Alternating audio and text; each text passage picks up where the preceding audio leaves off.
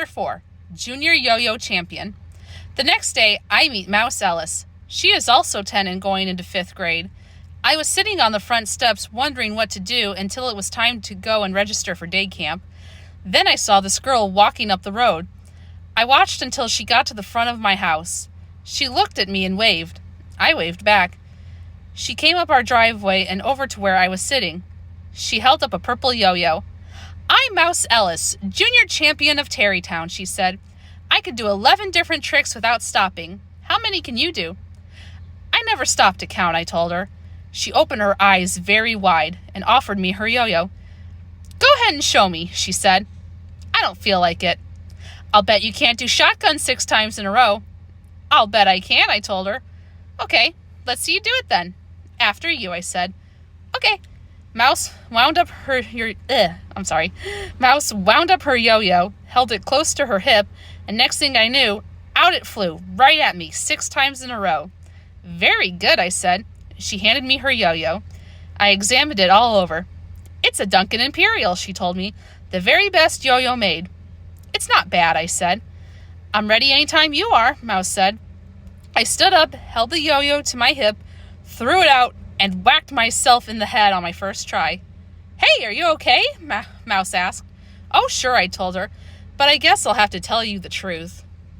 Now, I didn't want to hurt your feelings before, but where I come from, yo-yos are for babies. I haven't done shotgun for about 8 years now. That's why I missed. Mouse looked at me for a while, and I gave her one of my best stares right back. Then she sat down next to me and said, "You'll never know how glad I am that you moved in for the summer. I am so sick of those Egrin boys." I couldn't help smiling. She wouldn't have stayed if she didn't believe I really was a yo-yoer when I was a little kid. "I'm sleeping in one of the Egrin boys' bedrooms," I said. "And guess what I found in the desk?" "What?" Mouse asked. 6 tubes of Tester's glue and 27 jars of model paint. Mouse laughed. "You must have Bobby's room. He's a model maniac." "He left a note for me," I said. "He signed it B.E. That's Bobby. He wrote that if I touch any of his models, he'll get me someday." "Ha ha," Mouse said. "He's all talk." That's what I figured. Anyway, who'd want to fool around with his dumb old models? "Not me," Mouse said. "I've got better things to do." "Me too. Say, is your real name Mouse?" "No, it's Merle, but everybody calls me Mouse." "You better watch out," I said. "My father's name is really Bertram, and everybody still calls him Buzz." "Well, I don't care if people call me Mouse forever. I like it a whole lot better than Merle, and if you ask me, Buzz is a much better name than Bertram.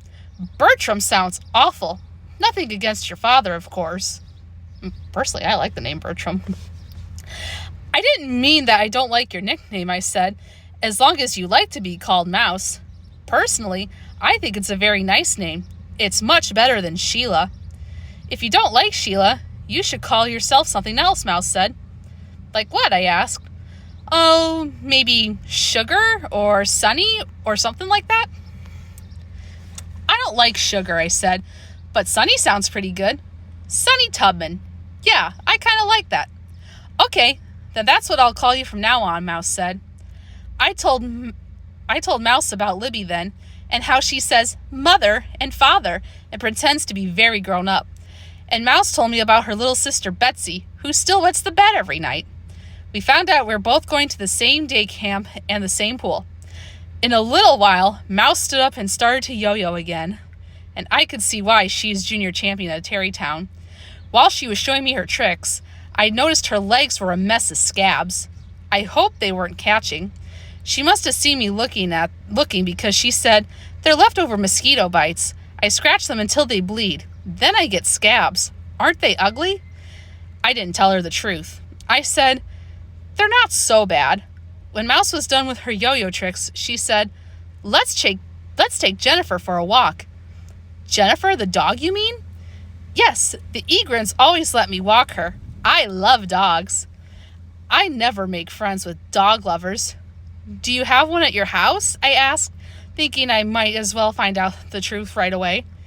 There was no point in getting to like her if it was all for nothing. "No," Mouse said. "Betsy is allergic to them. She gets hives from dogs." What a great idea! Why didn't I ever think of saying that? Me too, I told Mouse. I get awful hives from them. You wouldn't believe how big my hives are. They'd make your scabs look practically invisible, they're so huge. Oh, rats, Mouse said. I was hoping you and me could take care of Jennifer all summer. I'm really sorry, I said. Oh, that's okay. I guess I'd rather have a girlfriend than a dog. I was very happy to hear that. We walked down the road to her house then. Mouse yo-yoed all the way. She lives at the bottom of the hill, right around the corner from the swimming pool.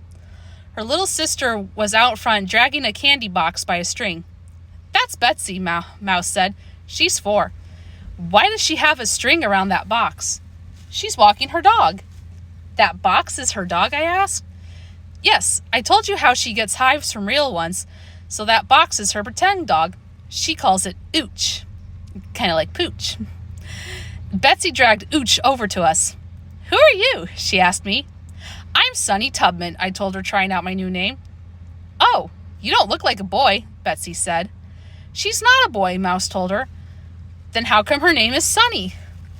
It's not that kind of sunny, Mouse explained. It's sunny, like the sun in the sky. Oh, Betsy said. Sunny like a sunny day.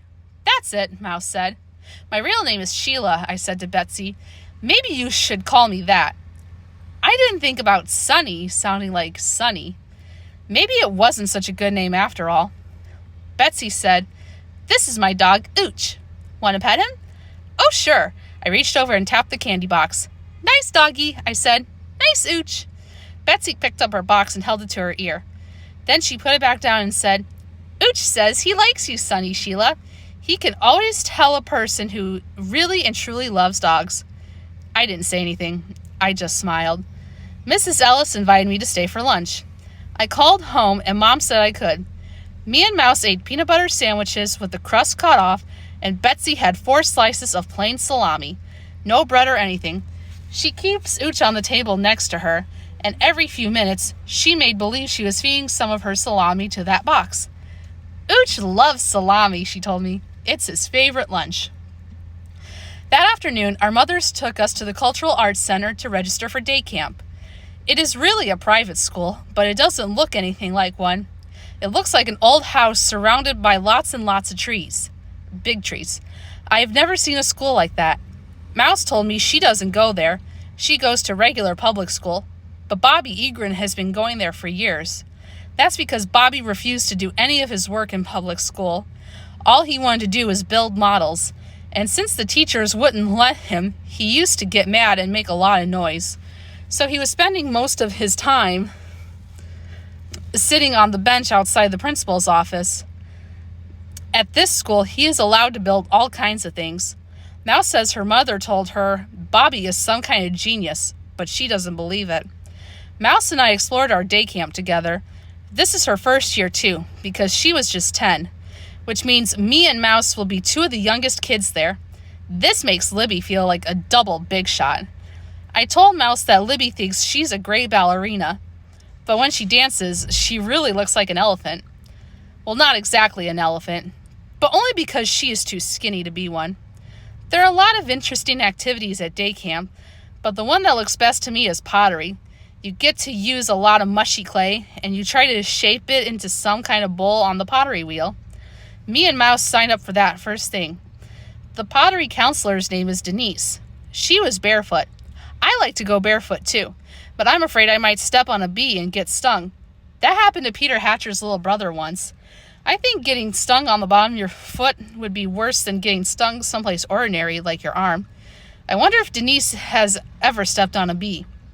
When we got home, Mouse asked me to go swimming with her. She said, "What's your best stroke?" "Mine's the crawl." "I'm the same at every stroke," I said. "Then maybe you'll join the swimming team. We have races every Sunday."